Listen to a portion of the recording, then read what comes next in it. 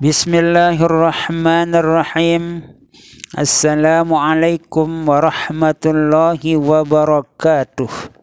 Jamaah kaum muslimin muslimat rahimakumullah wa hafizakumullah. Nabi sallallahu alaihi wasallam bersabda, "Janganlah kamu memutuskan hubungan dengan orang yang dahulu baik kepada orang tuamu." Artinya, sahabat-sahabat dari orang tuamu itu jangan kamu putuskan hubungan dengannya, niscaya akan padam cahayamu. Seorang dari suku Bani Salimah datang kepada Nabi sallallahu alaihi wasallam dan bertanya, "Inna abawayya qad mata fahal baqiya min birrihima alayya syai'un?" Qala, "Na'am al-istighfaru lahuma wa infazu ahdihima wa ikramu sadiqihima wa silatur rahim allati la tusalu illa bihima." Kedua orang tuaku telah mati.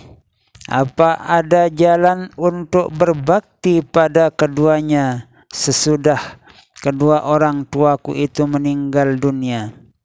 Nabi Muhammad sallallahu alaihi wasallam menjawab, "Ya, masih ada jalan untuk kita berbakti kepada kedua orang tua kita, yaitu istighfaru lahuma, membacakan istighfar untuk keduanya,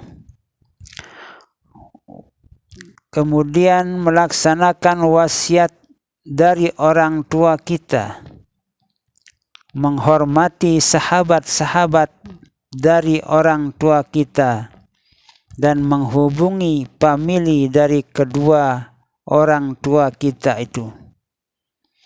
Istighfar terhadap dua orang tua. Allahumma ghfir lana zunubana wali walidaina warhamhuma kama rabbayana shaghira. Itulah istighfar yang harus kita ucapkan setiap hari dan malamnya agar kita tetap bisa berbakti kepada kedua orang tua kita. Yang harus dilaksanakan oleh anak terhadap ayah ada 10. Yang pertama, jika orang tua berhajat kepada makanan, harus diberi makan. Yang kedua, jika berhajat kepada pakaian, harus diberi pakaian.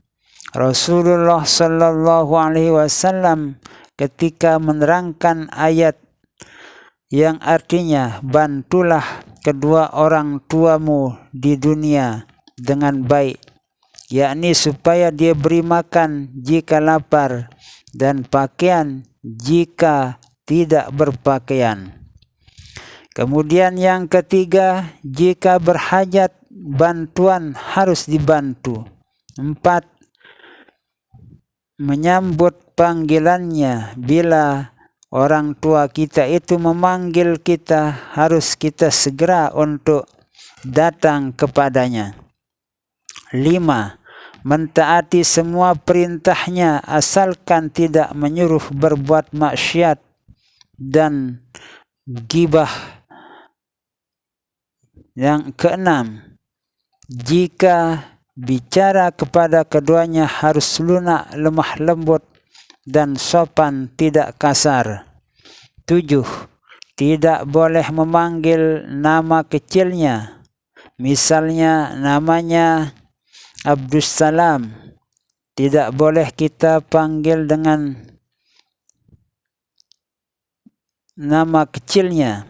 Kita panggil harus dengan nama bapak, ayah, dan sebagainya, atau abi. Jangan kita memanggil ayah kita itu dengan nama mudanya atau nama kecilnya. Demikian juga nama ibu kita. Misalnya nama ibu kita adalah Solihah. Kita tidak boleh memanggil ibu kita dengan nama Solihah walaupun nama ibu kita adalah Solihah. Kita memanggilnya dengan panggilan Ummi, ibu, bunda, atau mama dan sebagainya dan sebagainya. Itu adalah merupakan contoh. Kedelapan, jika berjalan harus di belakangnya, kecuali kalau kondisi orang tua kita itu harus kita tuntun pegang, maka itulah di tempatnya kita harus bersamaan di saat berjalan, karena untuk menyelamatkan orang tua kita agar jangan sampai terjatuh. Kesembilan, suka untuk orang tuanya apa yang ia suka bagi dirinya sendiri, dan membenci bagi keduanya apa yang tidak suka bagi dirinya sendiri. 10. Mendoakan keduanya supaya mendapat pengampunan Allah dan rahmat Allah Subhanahu wa ta'ala, sebagaimana doa Nabi Nuh alaihissalam dan Nabi Ibrahim alaihissalam, yang artinya, wahai Tuhan kami, ampunilah kami dan kedua orang tua kami dan semua kaum mukminin pada hari perhitungan atau hisab di hari kiamat nanti. Seorang sahabat berkata, tidak suka mendoakan kedua orang tua itu mungkin menyebabkan penghidupan anak itu akan menjadi sulit.